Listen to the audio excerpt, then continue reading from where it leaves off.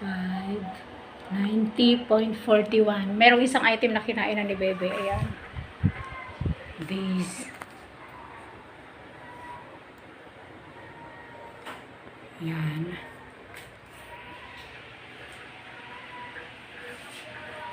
Plus ito. Ayan, silang lahat. 2,590 na tong lahat ng to. Okay lang ba yun? So, yan. Minus yung isang pie. Kinainan niya doon yung isang item.